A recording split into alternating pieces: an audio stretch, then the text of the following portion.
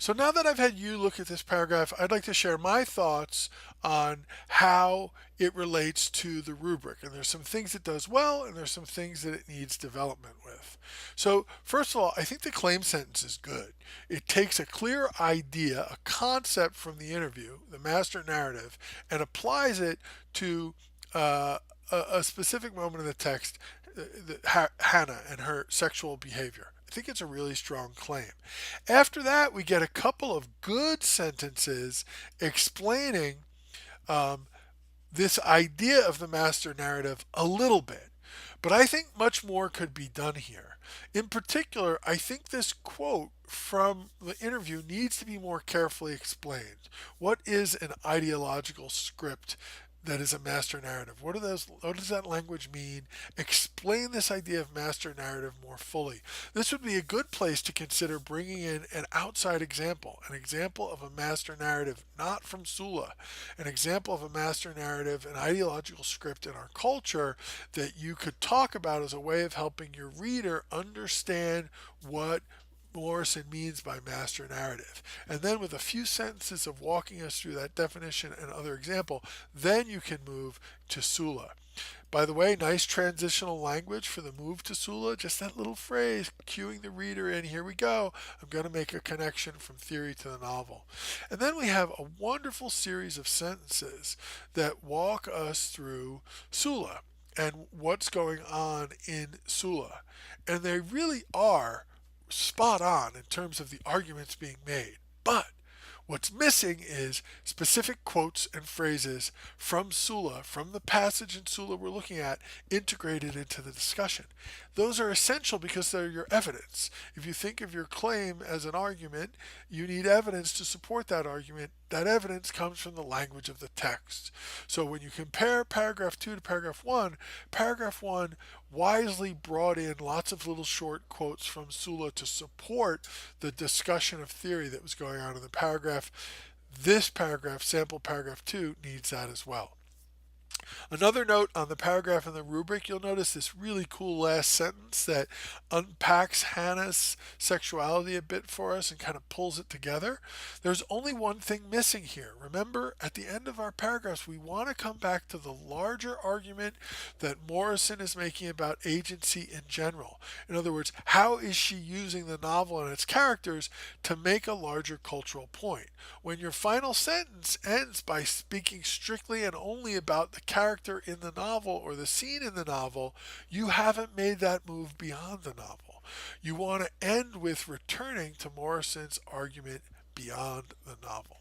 So that would be another suggestion. So brilliant understanding of the idea of master narrative and application to Sula, but not a complete enough explanation of that idea and not enough evidence from Sula to show us that this discussion is grounded in the language of the text.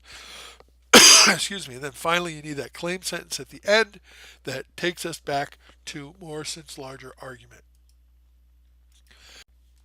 So the other thing I want to talk about is subordination. If you recall, as you were revising your paper, I had you review a lecture about subordination, and this is a really good example of it. We start with a subordinate clause that begins with a subordinating conjunction when Hannah's husband Rikus dies. So what when does is sets up a condition.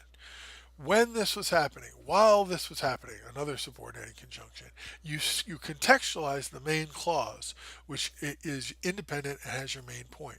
This is a really good example of how subordination can help us clarify our logic and reasoning in ways that other transitional devices can't.